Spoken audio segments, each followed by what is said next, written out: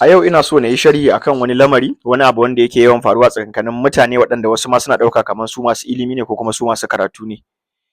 Idan mun kula ko idan muna sauraron abubuwa idan ana sharhi musamman akan al'amura na duniya zaka ga akwai mutane waɗanda a mafi yawancin lokuta ba ma kawai akan sharhi akan al'amuran duniya ba ko akan al'amura da suka shafi ƙasa, yawanci bayanansu da sharhinsu yakan karkata ne akan abubuwa waɗanda ba a tabbatar da su ba, waɗanda suka kama da munafurce-munafurce da ba za a iya taɓa tabbatarwa ba, da suke ganin cewa su ne bayani na me yasa abubuwa suke faruwa a yanda suke faruwa.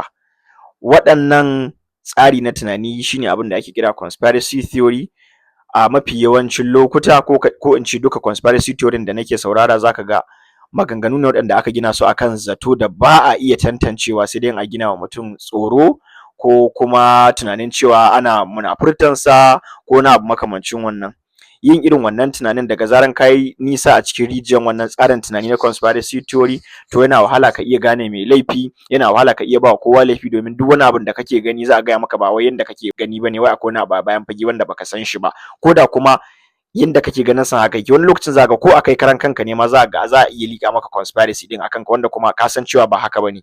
Irin wannan tsari na tunanin conspiracy tana kashe tunani, tana kashe kaifin kwakwalwa. Daga zaran ka fara nisa a cikin irin wannan tsari na tunanin za ga komai ma baka iya fahimtar sa yanda ya kamata, sai da irin fahimta na conspiracy theory. Kuma akwai kafafe da dama waɗanda in ka kai su a duniya na inda mutane za su iya sauraron ka, suka gane cewa kana magana ne da irin wannan conspiracy din, gaskiya za a rage sauraron ka, domin yawanci masu conspiracy theory in ka basu da irin tunanin su na su aiwatar da abu ba sa iya aiwatarwa, sai dai su ta yin kukuni suna nuna cewa munafurci ne abin gabaki ɗaya, ba sa iya kawo hujja na komai na hakika. So a kiyaye amfani da conspiracy theory